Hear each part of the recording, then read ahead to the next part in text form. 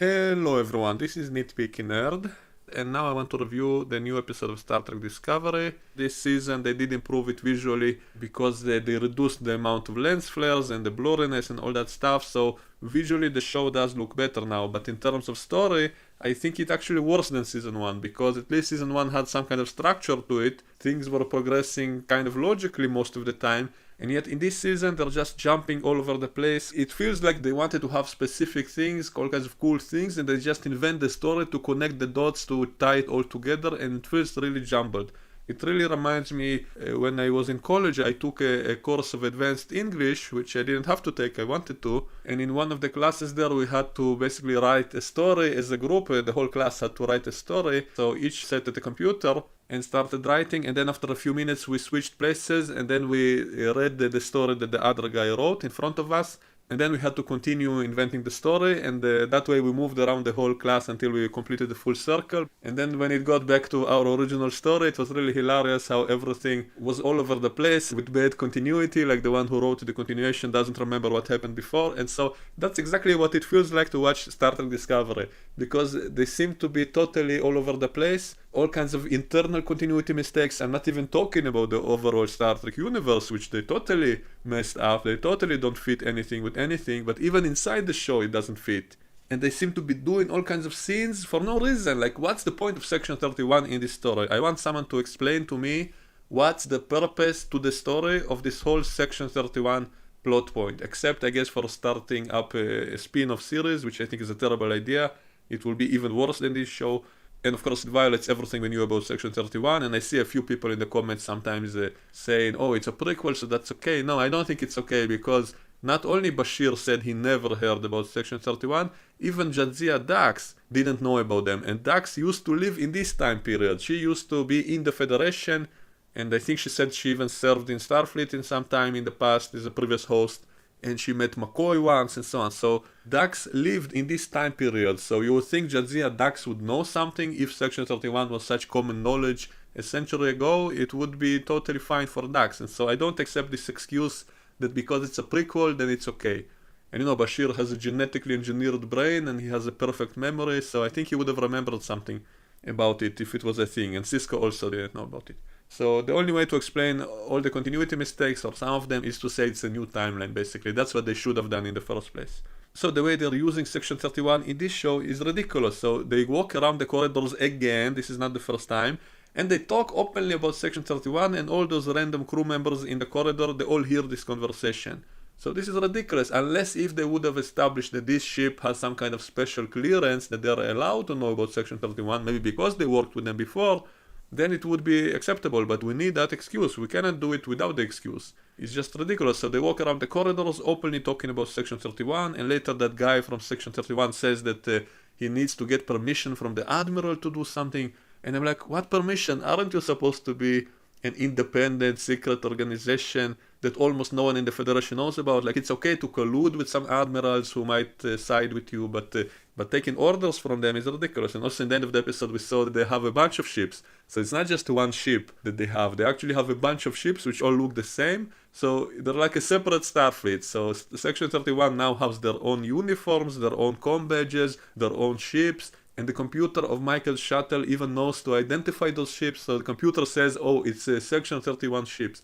So this is ridiculous. Absolutely misses the whole point of this secret organization. It's not secret anymore. It's a second Starfleet. It's another Starfleet with its own ships, its own uniforms, and it's working for Starfleet Command. So this is just, so what's the point of being secret organization if everybody knows about it? So why don't you just be another Starfleet?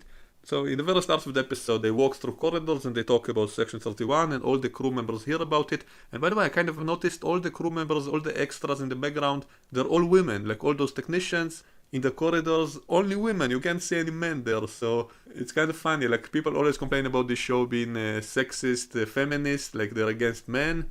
And I always laughed at that, but there might be some point to it, because you can see only women are the technicians on these ships. And I'm kind of reminded of that scene in Voyager in which Q appeared on Voyager, who accidentally made all the men disappear, so only the women remained. And then when the normal Q appeared, he kind of looked around and said, did you humans decided to get rid of all your men?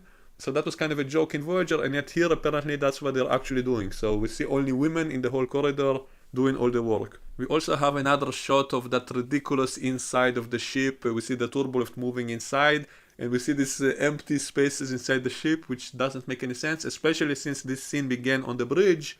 They went into the turbolift inside the bridge, and then we see it go through these empty spaces. So where exactly is it in the ship? Like, if they're in the saucer section right now, it's not as big from the outside to allow this space. Like, maybe it could fit inside that engine section, but the scene started on the bridge and they're going to the transporter room. So I think these kind of special effects that they're pushing into the show without logic, like the special effect itself would be fine if they pre-established the ship as being so big.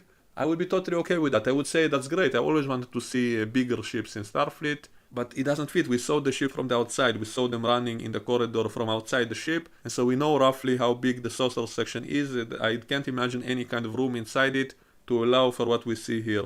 Maybe they have some kind of dimensional bending technology and they actually have more room inside the ship than outside of it. So, if they actually did that, it would be cool. Like, if they actually explained that, maybe because of the spore drive, maybe to make it work, they first had to engineer this spatial folding, bigger on the inside kind of spatial place on the ship. Also, we have Tilly coursing again for absolutely no reason.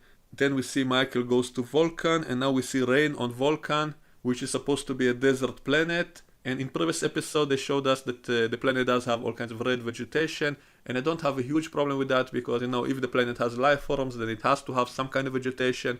And also we saw Sirek's house, and I imagine maybe those plants were not even native to Vulcan, maybe they were imported, maybe it's some kind of artificial garden and not really native vegetation. So I had no problem with it previously, but now they show us that there is rain on Vulcan and it doesn't look like a desert planet at all anymore.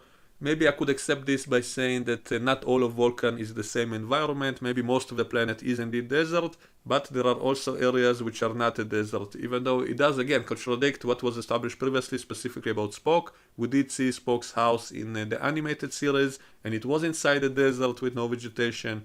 So it does contradict it. But maybe Sarek is so rich that he has a few houses, so maybe the house we saw in the animated show was a different house to the one we see here. So I can come up with endless excuses to try to explain away all these continuity mistakes, but it doesn't mean that these are not continuity mistakes. Why should I have to do that? Why should I have to constantly make up excuses for the fact that they can't or they don't want to keep track of the continuity of the wider Star Trek franchise? Obviously they don't care. They want to change it. So now they show us that Vulcan is a planet of rain and plants and vegetation and doesn't look like a desert. Maybe they have artificial weather, maybe they can create rain when they want to. So we see Michael going to her old house on Vulcan, and then she has flashes of the same stuff we saw already. So are they recycling the same footage? And then she meets Amanda, and Amanda says, "It's good to have you here. But wait, why are you so nice? Didn't you storm off the previous time you met her? You kind of stormed off and you didn't want to listen to her, and suddenly you're friendly with her again." So this is what I mean when I say inconsistent storyline. It's as if it was written by a whole bunch of writers and they didn't bother to read what the previous one wrote, because it doesn't seem to mesh well with each other.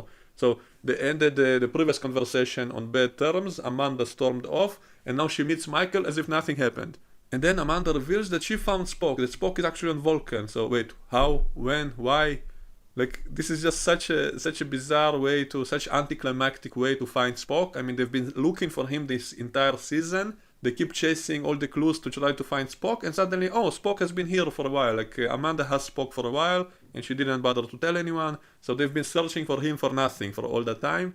So this is just so anticlimactic, so weird. The way they casually reveal that, oh, so Spock is here on Vulcan, and she's hiding him in some temple or something, and they say that she put him there because it has all those crystals which block telepathy, and that way no one can detect him. And I found that kind of strange because I think I remember that Commander Data said in one episode that there is no known way to block telepathy, that telepathic powers cannot be blocked by anything that he knows of, and here they say they have Katra stones that can block telepathy, so I guess Data simply didn't know about it, so that's the excuse. Even though the Vulcans are part of the Federation, and the Data is a walking encyclopedia, he knows everything about everyone that the computer of the Enterprise knows about, so you would think that he would know something about the Vulcans. Maybe it's kind of a top secret thing, like Section 31 is supposed to be. So they say they have these Katra stones that block telepathy. I did like how those crystals look like. They look just like the Kershara in Enterprise, that object that Archer found on Vulcan which contained the teachings of Surak. That shape of it was the same as these crystals. So I did like that, but I'm not sure what I think about that comment that it can block telepathy. And they finally show us Spock, but he's a mumbling idiot and he's totally babbling and he's writing on the walls. And also the way they show his voice is like it sounds as if many different people are mumbling, so it doesn't make sense how he's able to generate so many voices at once. And there is no explanation for that. Maybe it's the echoes in this cave. Or maybe they don't care if it makes sense or not, they just wanted it to sound cool, you know, just like the special effects don't make sense, they just want it to look cool and they don't care about the logic of it. Which describes this whole show. And they also revealed that Spock had a learning disability, that he was dyslexic as a child. So what's the point of this revelation? Like, this is why some people probably will say that they're ruining the character of Spock, that they're trying to humiliate him, so now they're showing that he's a crazy guy, and that he's defective, and that he was a psychopath, and he has no sympathy, and he had a learning disability, and he was dyslexic. Why even do that? Like, if you want to do stuff like that, do it with your own characters. Invent your own character and do whatever you want. Why do you take a classic, iconic science fiction character and completely change his backstory and add this nonsense to it? Like, the whole message, I guess, I'm fine with is to say that even someone with a learning disability has the potential to become a great man despite of it. So I guess that's a nice idea. But you have the character of Tilly, who has all of her disabilities and conditions. So play with her, do it with her. Show her become an awesome character despite her disadvantages. Why do that to an established character?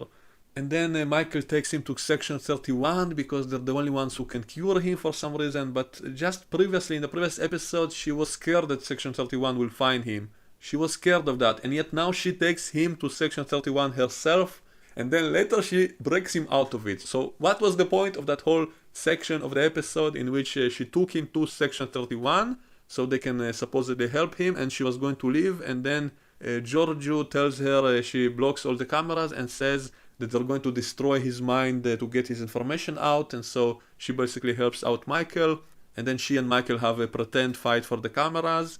And then Michael saves Spock and goes away. So this whole section of the episode, if you think about the overall plot, the overall story, it had no meaning, it had no purpose to it. It didn't achieve anything. It was just there for the cool factor. Just as the whole of Section 31 is just in this show for no reason. Like, they don't really have any purpose to it. They don't know what to do with it. So the whole idea of a secret organization, that is a nice idea, but if you don't do anything with it, so what's the point? Except for the cool factor, they just wanted to say, oh, Section 31, and they keep saying that all over the episode. They walk through the corridors, and they keep talking about Section 31. Oh, and I forgot that even Sarek and Amanda, they also know about Section 31. They also openly talk about it as if it's a common knowledge. So even Amanda knows about it, and they were fine with taking Spock to Section 31. And then Michael has to break him out, and then they go on a separate adventure anyway. So couldn't they just go on that separate adventure right away? So what was that whole point of that stop at the Section 31 ship? Except to add some action scenes, some fight scenes, and some cool factor of having this secret organization, which is not secret anymore, so it's pointless. So that's what I mean when I say it's a total mess. If you think about the overall story arc, the overall plot, they just jump from place to place with no reason. So after she breaks him out of Section 31 ship, and then they hide from the Section 31 ships because they have a whole fleet now, and they hide on an asteroid, but that looked kind of like a Star Wars scene. There was a lot of scenes in Star Wars of someone landing on an asteroid to hide from ships that are looking for him, so that looked exactly like that. And then she starts thinking about what those numbers meant that Spock kept repeating, and then she realized it must be coordinates. So why didn't she think about that right away? Why couldn't she immediately check out the coordinates before giving him to Section 31? And that way we could skip this whole section, which was pointless. And the coordinates are of Talos 4, which is the planet in the original pilot of TOS, the Cage. And this show is taking place after that episode. So Spock knows all about it, and he wants to go there for some reason. Maybe because he thinks those people can fix his brain, because they are experts of manipulating people's brains, and so maybe that's why he wants to go there. And Michael just sets a course and goes there immediately. So wait a minute, so what happened with that whole death penalty, that no one is allowed to go there? I guess they could explain it if they do it right, and probably they won't, but if they do it right, they will explain after the next episode why the death penalty was imposed, because it will also fix the continuity mistake of the previous season, in which the Admiral told L'Oreal that there is no death penalty in the Federation, and yet we know in the original series it was said a few times that there is the penalty of death for one violation, which is going to Talos 4. And yet Michael doesn't mention anything about it, and she doesn't seem to know what's there, and she just goes there. So if they do it right, maybe they can explain this whole mess and say that that rule was imposed after this episode, the next episode. but probably they won't. Probably they will screw everything up. And they showed us some footage from the next episode in the end, and we get to see these new Talosians, and they just look much worse than the original ones. And I'm totally shocked at this because the original was over 50 years ago. So how could the new version possibly look so much worse than the original one? This really blows my mind. And it is similar, but it's not similar enough. Like the original ones looked a lot more creepy. Their heads looked much bigger. You could see those veins on their heads kind of pulsing. And also I think they were all played by women, but with male voices, and that made them seem kind of creepy, kind of unnatural. So they kind of played around with the genders to make them seem creepier. So of course this is something that this show probably cannot do. They're not allowed to do that. They cannot show women in a bad light. And that's why the Talosians will not be played by women. They're only played by men now. And so that immediately removes that creepy factor that the original ones had. And also their heads don't look as big, and the veins, I do think they are pulsing a little bit, but it looks CGI, it looks kind of cheap looking. And the original were practical effects, and so I really think maybe it's too early to judge before I see the actual episode, but based on this footage that we do see, they look much worse now. So this really makes me angry because 50 years ago they made it better. So what else I missed? There was that whole plot of the Discovery encountering a temporal vortex, and they send a probe in, and then they send a shuttle close to it for no reason. I don't get why are they doing that with Pike and Ash Tyler on board, and also they show that they don't like each other before that. So I guess that's the kind of the classic formula of putting two characters that don't like each other into a dangerous situation together, and after that they're bonding and then they're friends. And that is a nice idea, but it felt so forced and artificial in this episode that I didn't buy it for a second. And so they get stuck inside this vortex, and then Discovery tries to get them out. And I did like some of the stuff in this episode. I always enjoy, temporal mechanics, all that kind of stuff. So they encountered their own probe, but it seemed to be modified from the future, that it was in the future and then it came back. And now it has advanced technology, so that's kind of the same idea as the Voyager probe and stuff like that from the original series. So it's the same kind of idea, and now they see that this probe is attacking their shuttle, and it looks just like those squid robots in the Matrix. So another example of this show kind of ripping off visual stuff from other science fiction movies. And so the squid is attacking the shuttle, and then it looks like those arms of Dr. Octopus from Spider-Man, and then they break free of it, and then they escape, and that's it. So what was the whole point of this story? I'm not sure I'm following what is the point of all of this. I think they showed in that promo of the next episode that that is going to be the main threat. They showed a whole bunch of probes like that. So I guess by sending that probe into the time vortex, it ended up in the future, then someone modified it, then it became a whole swarm of such probes which look exactly the same. And so that is the big threat to all of the life in the galaxy. And so that means they themselves are guilty for all the mess that will come next. And so that kind of makes it all silly. So I guess it's kind of the idea of the paradox, similar to the last episode of TNG, in which Picard accidentally created the very anomaly that he was looking for, and so he was responsible for humanity's destruction. So I guess it's a similar kind of idea. That's why I don't totally hate the idea, but it just seems so silly. So everything they've been doing in this show doesn't really lead to anything good. It only messes things up more, apparently. And just like the whole plot with Section 31 feels kind of pointless and anti-productive. Michael taking Spock to Section 31 and then needs to escape with him, so that whole part of the plot had no purpose or meaning to it. It kind of reminds me of Star Wars The Last Jedi, which had that whole subplot of Finn and Rose going to that casino planet to get some guy, and then they don't get that guy, they get another guy, and then all of this is in order to get into the First Order ship to do something, but then they cannot do it, they get betrayed, and so that whole entire subplot didn't really go anywhere. It was totally pointless. You could take it out of the movie and it won't affect the rest of the movie. It was that's what I mean when I say it's a pointless storyline, and so that's how this show is feeling. A lot of sections in it don't really have any kind of repercussions and meaning later. At least the thing with the probe in the vortex apparently is going to be continued somehow in the next episodes, because we saw that there are going to be a huge amount of those probes as kind of a threat, and it will be ironic that they're the ones who created that in the first place because of the time travel thing. So maybe it will evolve into something interesting later. That's why I'm keeping myself from criticizing this show too much, because I want to see the full picture before I do. I want to see where they're going with it, how it will end up, how they will tie things together in the very end, because if they do it well, maybe it will retroactively fix a lot of these issues. Maybe it will all make sense in the end. So I will refrain my final judgment until I see the end of the season, and then maybe I will look at the whole season differently. But so far, I feel like it's a total jumbled mess. It did have some cool visuals, it did have some neat special effects, And some of the ideas in it are kind of interesting, like the idea of the paradox, the time loops, could be good if it's done properly, and I'll wait and see if they do something interesting with it later. And so that's why I don't totally hate on the show. I do still hope that maybe it will improve, maybe it will be good later. Looking back, maybe I will be able to forgive some of these issues. And also, I find it unintentionally entertaining in some places. Even when the stupid things happen, sometimes it kind of makes me laugh at the stupidity of it. And so, in a way, this show is funnier to me than the Orville. Orville was started out as a parody of Star Trek, and yet it became the real Star Trek. It became a show with an actual drama story, an actual science fiction, not so much humor. And so the Orville now feels like the real Star Trek show, and this show feels like the parody because of this jumbled mess, because of all these bad characters, because everything is so ridiculous sometimes that it makes it unintentional comedy.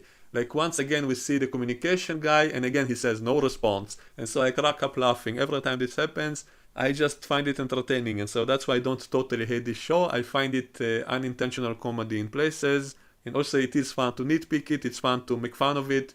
We now have matrix squids inside the temporal anomalies, and that's, by the way, another thing I wanted to mention. I think I mentioned that in my review of the Orville, is that in the past in Star Trek we had that standard warp effect of seeing the stars move fast around the ship. Not actually the stars, but it looks like the stars, and that way we can sense the speed of the ship. And only when they go into some kind of wormhole or some kind of unusual method of transportation, some kind of a trans-warp tunnel or a subspace vortex or a time anomaly, then we saw all those different kind of special effects, much more colorful. And that was a neat way to distinguish with the special effect itself. We could distinguish and know what's going on with the ship. And yet in Discovery, they totally ditched the normal warp effect, and instead they always show us this hyperspace tunnel that they're flying through. And the problem with that is that whenever they do encounter something special like this temporal vortex and they go inside it, it just looks like exactly the same as their normal warp effect. And so that's a problem, because that way you cannot really distinguish these two different things, because they just made everything look the same. And so that's another flaw in this whole show, that they went overboard with the special effects in some places, and that's not always a good thing. And I talked with someone in the comments, he said that season 3 has been approved, and maybe there will be budget cuts, and I said maybe budget cuts are a good thing. Maybe that will force them to tone down some of the special effects, which is needless, and it will force them to actually write a good story and characters and dialogue, instead of just action scenes. And maybe they'll have to tone down the lens flares and the camera flying around all the time. Maybe even the Klingon makeup, maybe they can turn the Klingons into humans to save money, and that will actually tie into the continuity the right way. And so maybe budget cuts are a good thing in this case. You know, I mentioned a while ago that I much prefer the movies of the 90s compared to movies of today, because in the 90s they couldn't do endless special effects, and they had to fill the movie with something else, and so they invested in the story, in the characters, to fill the movie with it. And then by the time you get to the action, then you care about the characters. And yet today's movies, they have so much ability to make endless special effects that they just do that, and then they invent a story just to connect all those special effects together, and then the story itself is stupid a lot of times, and the characters don't get time to get developed, and then you don't care about the danger, you don't care about all the characters dying when the action begins. And so that's something the Orville did better. The Orville took the time to actually develop all the characters, to have all the relationships between them, and then by the time you get to the climax, to the special effects, to the action, by then you care about the characters, and then you feel the stakes, you feel the drama. And that is so much more better. And I advise everyone who didn't watch it, watch the recent episodes of the Orville, and then you will see how a great science fiction show is supposed to be like. Please go and watch the Orville, and you'll see it for yourself. All the so-called boring episodes which had no great special effects and action, and only dealt with the characters, it's all worthwhile in the end, because when they do get to the action, then it's much more satisfying, it's much more dramatic, it's much better that way. And so that's one of the big differences between these two shows, and this is why I prefer the Orville over this. A few other things I didn't mention. We have the tension between Pike and Ash Tyler, which feels totally artificial. They just took it out of nowhere. And then they go into the time vortex, and I think there was a lot of missed opportunity here, because they show us that Pike sees what's going to happen in the future in the shuttle, and he sees that he and Ash Tyler will have a standoff, and that he will shoot Ash Tyler, and then he kind of looks at him suspiciously. And so I thought this is a brilliant idea to create kind of a scenario of cause and effect, that maybe because of his suspicion against Tyler, maybe that will cause the very event that started the suspicion, so that will be like a time loop, like a paradox, and that it came out of nowhere. So that's a very cool idea. There was a movie about it, I forgot its name. There was a movie about some guys which found a camera which can show them a picture of the future the next day, and then they start to play around with it to use it for their advantage, and then the camera is somehow creating all kinds of situations for them which are not so good. And so I don't want to spoil it. Go watch that movie. I'll show the poster on the screen. I think that's a movie that really played with that idea of predestination and time loops and all of that really well. And so I thought they're going to do something like that here, which would have been cool. That would have showed something interesting using time travel, and yet they didn't. Instead, they showed that, that was that squid thing that got into the ship, and so that's what Pike was firing at. So he wasn't actually firing at Ash, and so he didn't even do anything with that precognition, that pre-knowledge of what's going to happen, and for some reason he couldn't see that squid when he saw that image of the future. And so again, all of this was pointless. It was a cool image, something cool to show us, but didn't really serve any kind of purpose to the story. And so once again, a missed opportunity. And in the very end, they just destroyed that squid. They did show that it's hacking into the systems of the shuttle and also apparently hacking into the Discovery. And then they showed us that that robot lady on the Discovery was looking at the screen and that it did something to her and maybe got to her mind somehow. Maybe it kind of reprogrammed her or possessed her or something. So it's not clear yet, but obviously something happened to that female robot who we know nothing about. Even though it's the second season, we still don't barely know any of the minor characters, which is again one of the biggest flaws in this whole series. They never took the time to explore or get to know any of these minor bridge characters, and that's why I only called them, Mrs. T, Mr. No Response, Mr. Rice, Lady Robot, and all of that. And so now we have that Lady Robot being affected by those squids, so I guess she'll become the agents of those squid probes from the future that Discovery accidentally created, which I guess maybe that's the big threat from the future that spoke. So I really hope it's not going to be the case, because then it will be extremely stupid that the Discovery basically created the very threat that they're trying to prevent. It could be a good idea, but the whole thing with the probes is just kind of silly, and I will judge it when I see the actual full plot revealed and resolved. So I will hold off some of my criticisms, just as I will about the Telosians, who do look a little bit ridiculous, but I will wait until I see the full episode. Another funny point, when Ash Tyler was scanning that squid thing, he said that it's made out of some metals which are not on the periodic table. So I really laughed at that, because that's the kind of line that existed in a lot of science fiction movies, and it was always very silly. It doesn't really make sense. If there are metals that are not on the periodic table, then they would be extremely radioactive and unstable. So it really doesn't make sense if you know science and chemistry. And they just threw this in here for no reason, like to sound cool, I guess, to sound like the other movies and shows. And also, if they reveal that it's the same probe that they sent earlier, then shouldn't it just be made from the normal materials? Why do you say that it's made out of unknown elements, which are not on the periodic table? So this is the kind of lines they throw in there just to sound cool. Also, the whole thing with the Red Angel, they kind of discovered that it's from the future without actual reason for discovering that. I mean, they just decided that because they detected some tachyons. They said that because it emits tachyons and because it jumps from place to place, obviously that's have advanced technology, but that's not enough to really determine that it's from the future. So they kind of jumped at that conclusion without a proper explanation. And by the way, in Star Trek, I think whenever they were talking about time travel, they usually said chroniton particles. Sometimes they did say tachyons, but I think mostly they said chroniton. So in this show, shouldn't they have said chroniton particles? Then it would be much more clearer that probably it is time travel, because tachyon particles were also used in other things. It was used to propel those cell ships in Deep Space Nine with that Bajoran cell ship. It was being propelled by tachyon particles. Tachyon is a real theoretical particle which allegedly is able to travel faster than light, and so it makes sense to use that particle name to describe all kinds of faster than light things like subspace communications and warp fields and stuff like that. It would make sense, but time travel is a bit of a leap. It would have been better to just say chroniton particles instead of tachyons, in my opinion. And so they kind of jumped to that conclusion that it must be from the future, even though we didn't really see enough evidence of that conclusion in the show itself, except for it having advanced technology. But maybe it's simply an alien. Maybe it's an alien with advanced technology. Why do you have to assume that it's someone, that it's a humanoid from the future? Like, it's kind of too big of a leap, in my opinion. Also, it's kind of spoiling the surprise that they're planning. I guess that it will turn out to be Michael or Billy or someone we know from the crew. So why even do that? Why spoil that surprise? What's the purpose to reveal that so early on when it doesn't serve an immediate purpose to the story? at all. I guess it was necessary because they wanted to do this whole thing with the time vortex, that they wanted to study the time vortex to get more knowledge about the Red Angel, because it's also a time traveling. So that's why they got so close, that they got sucked in. So I guess that's the reason. Too many things don't really make sense and don't mesh together well, and it just feels like a whole jumbled mess of ideas all jumbled together, as if it's all been written by different writers who just continue each other's stories without a proper connection with it. So it doesn't feel organic, it doesn't feel natural, and it just feels messy and kind of stupid. So that's my thoughts about this show. Let me know what you think in the comments below, and we can discuss it in the comment section, and I will see you all next time. Bye bye.